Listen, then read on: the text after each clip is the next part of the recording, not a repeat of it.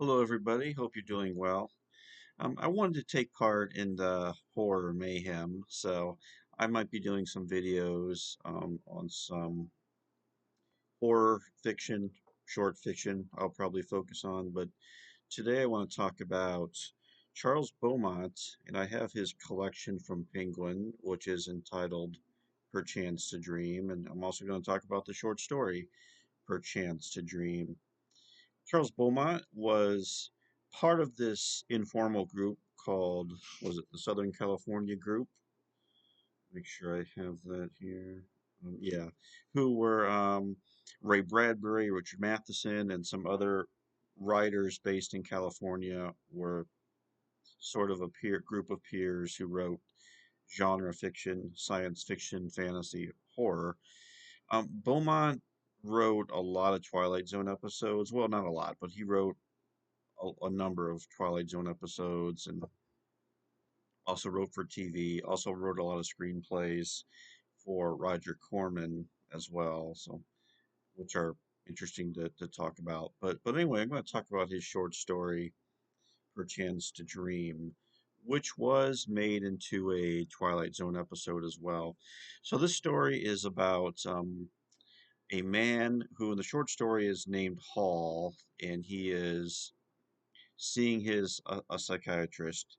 He is panicked and full of anxiety, and there's a lot of reasons for this. And he goes into, even though he doesn't quite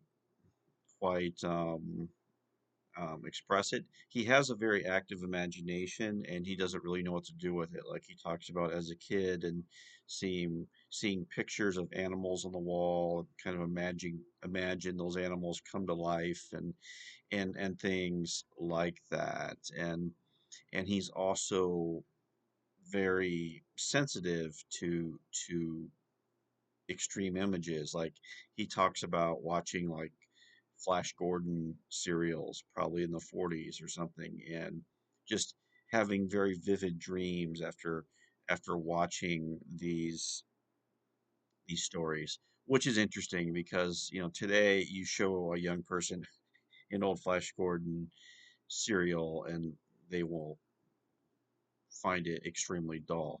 Yet back then, 70, 80 years ago, those were really like, for a kid to see those especially, were like sensory overload. So I like how that's changed. I mean, that can still happen today if you show someone images that they're not used to. They'll have a reaction.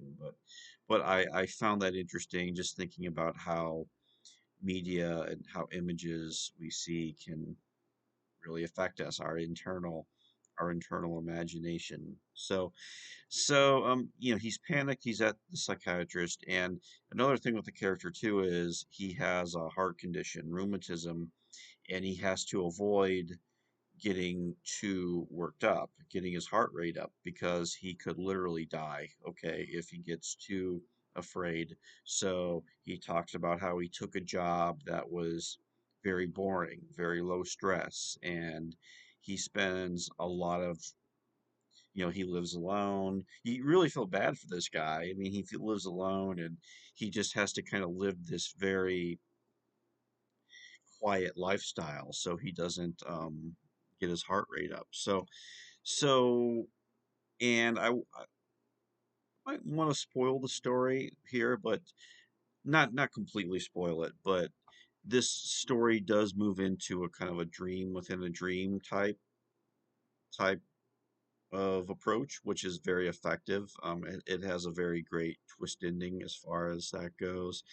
And there's also, I think, with the narrator, one of his dreams he keeps having recently is that he's at this amusement park on the Venice Pier in California, and he is seeing this beautiful woman who seems to want to lead him into some kind of adventure, romance. We don't know, but he seems to be both attracted but also terrified of this woman, and that was interesting too, and it kind of speaks to the internal stress that this guy is going through. So it's, I don't know if you would classify the story as horror per se. It's more of a psychological thriller, although there are some horror elements to it. I mean, it's also a story about fear and how we all try to manage our fears in whatever forms they do. But also, it's a story about dreams and how our dream life influence us in our waking life, and how those two can kind of interact with each other. So it's a really effective story. It's like I said, you feel bad for the guy, but it's also kind of a cool story as well. The way it deals with dream logic in this very sort of everyday type of circumstance. There's no psychological terms, or the story isn't. It's very plain spoken story, and it gets its point across very effectively. So, yeah, that's Perchance to Dream. And I should mention there was a Twilight Zone episode. Actually, I don't have too many DVDs of the Twilight Zone, but I have this one, which had Perchance to Dream on this, and it's a great adaptation of the short story. It was the director really brought this expressionistic flair to the episode that really added to the story a lot.